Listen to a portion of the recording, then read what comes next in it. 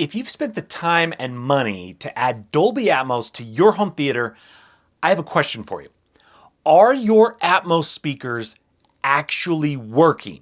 Now, before you answer yes, I don't mean are they connected or does your receiver say Dolby Atmos when you're playing content? And I don't mean are they simply producing sound. Putting your ear in an Atmos height speaker and verifying sound is coming out of it is not enough.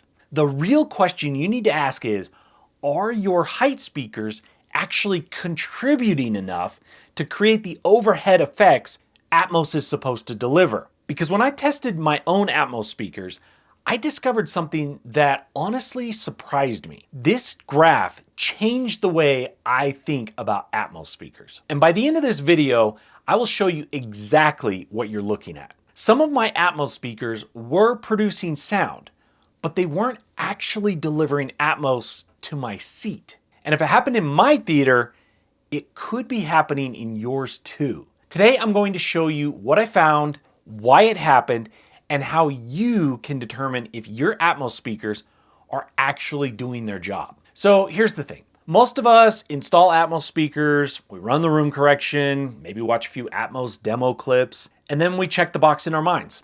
Atmos is working. But have you ever actually verified that?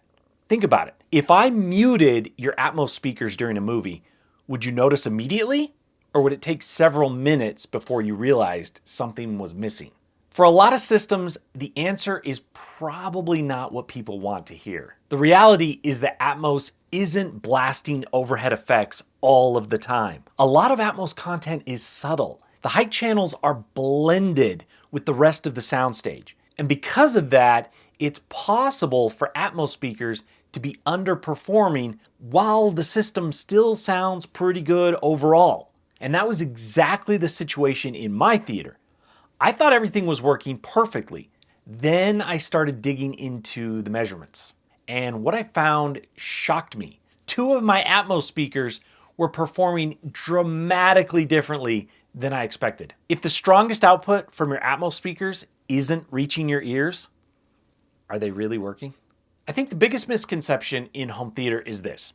If sound comes out of the speaker, everything is fine. Unfortunately, that is not always true. A speaker can be functioning perfectly and still not be delivering optimal sound to the main listening position. So let me explain. Every speaker has a coverage pattern. Think of the sound coming out of a speaker like a flashlight beam. The further you move away from the center of that beam, the weaker and less accurate the sound becomes. Now, if you have an Atmos speaker mounted in your ceiling, pointing straight down, the strongest output is going directly toward the floor, not necessarily toward your ears. Now, can you still hear the speaker? Of course. But hearing a speaker and getting the best performance from that speaker are two very different things. And that's what led me to perform some tests in my own theater. Now, when I originally built this theater, I used 4 in-ceiling Atmos speakers. Pretty standard setup. And because 4 in-ceiling Atmos speakers is such a common configuration, I never questioned it. And everything sounded good. Atmos effects were there and movies were immersive. So of course, I assumed everything was working exactly as intended. But because I can't just sit back and enjoy things, I had to start measuring. And honestly, I expected the measurements to confirm that everything was fine. But instead, they completely changed the way I think about Atmos speakers. I began looking more closely at the frequencies arriving at the main listening position. And what I found was surprising. The front Atmos channels were significantly weaker than I expected. The speakers themselves were not broken. They were working exactly as designed. The problem was where the sound was going. In my room, with my seating position and with these particular speakers, a large portion of their output was not reaching the listening position effectively. The strongest output was essentially being delivered somewhere other than where I was sitting. Because I was outside of the optimal sound zone, all of the best sound was going straight into the floor instead of into my ear. When I looked at the measurements, the drop-off was substantial.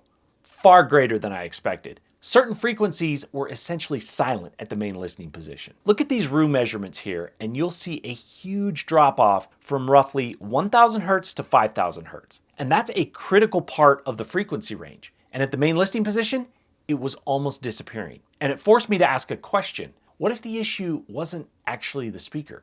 What if it was the way the speaker was aimed? So I decided to experiment. I removed the front in-ceiling Atmos speakers and replaced them with bookshelf speakers mounted to the ceiling. The key difference was that I could aim the bookshelf speakers directly at the main listening position. Now, instead of firing straight toward the floor, they were firing directly at my ears. And honestly, I had no idea if this experiment was even going to work. Maybe the measurements would be identical. Maybe I just wasted a weekend removing in-ceiling speakers and mounting bookshelf speakers. So after I finished installing the bookshelf speakers, I reran the measurements, and the difference was obvious. Notice how that major dip in the response is gone? Look right here between 1000 hertz and 5000 hertz. This is the Atmos speaker when it was mounted in the ceiling. See this giant dip? Now look at the bookshelf speaker.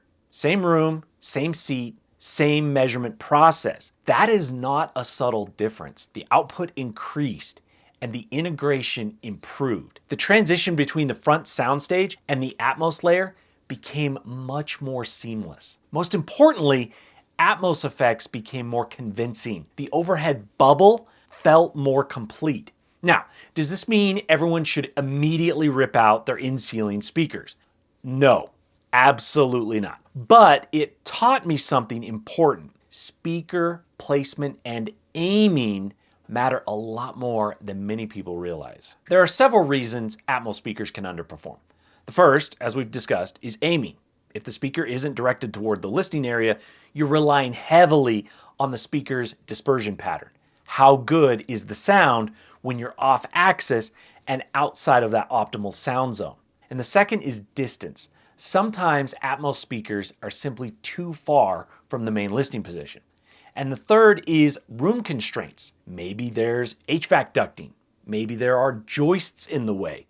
Maybe you have some light fixtures that force the speaker into a less than ideal location. And finally, many people assume a speaker delivers the same sound everywhere in the room. It does not. Speaker coverage matters. Off-axis performance matters. Positioning matters. All of those factors affect how much Atmos information actually reaches your ears. So the good news is that you don't need expensive equipment to start evaluating your Atmos performance. The first thing I recommend is muting every speaker except your Atmos channels. Then play some test tones, play some pink noise, play Atmos demo content. Now, if you don't have an easy way to play test tones or pink noise, I'll throw a link in the description to the Atmos test disc that I use. So while sitting in the main listening position, play the test tones and the pink noise in individual height speakers and ask yourself these questions to evaluate your setup. The first is, can I clearly identify each Atmos speaker? Do all of them sound equally strong, or are some dramatically louder than others? Does the sound seem to come from above me, or does it sound like it's coming from somewhere else? And the second thing you can do is use Atmos demo material. Listen for that overhead movement. Listen for the sounds that are supposed to travel above you. Do they actually feel overhead, or do they seem to collapse toward the front of the room? And if you really want to go down the rabbit hole, measurements can tell you a tremendous amount. A simple measurement microphone and REW can reveal issues that are almost impossible to identify by ear alone. And that's exactly what happened in my case. Without measurements, I probably would have never known there was a problem. When Atmos is working properly, something special happens. You stop hearing speakers. Instead, you hear space. Rain falls from above. Aircraft flies from overhead. Thunder rolls across the ceiling. The sound detaches from the room and begins existing in 3 dimensions. And that's the entire reason Atmos exists. But when the high channels aren't contributing enough, that illusion starts to break down. Effects become harder to localize. The overhead bubble collapses, and Atmos starts sounding a lot more like just traditional surround sound. You still enjoy the movie, but you're not getting everything the Dolby Atmos format has to offer. Now, most people think Atmos is either working or it isn't, but that's not really the right question. The better question is, how well is it working? Because there is a huge difference between having Atmos speakers and getting the full benefit from Atmos speakers. For me, measurements is what revealed a problem I never would have found otherwise. And fixing that problem made a noticeable improvement in my theater. The crazy thing is, if I had never measured my system, I would have gone years believing everything was working perfectly. And that's what has me wondering, how many Atmos systems out there are technically working, but aren't actually delivering Atmos where it matters most, at the main listening position. I'm curious what type of Atmos speakers you're using. Do you use in-ceiling, bookshelf speakers, elevation speakers? And have you measured them? Have you tested them? And if you have tested them, have you made changes after measuring or testing them? And did you notice an improvement? Let me know in the comments. And if you've discovered something interesting in your own setup, I'd love to hear about it. Thanks for watching.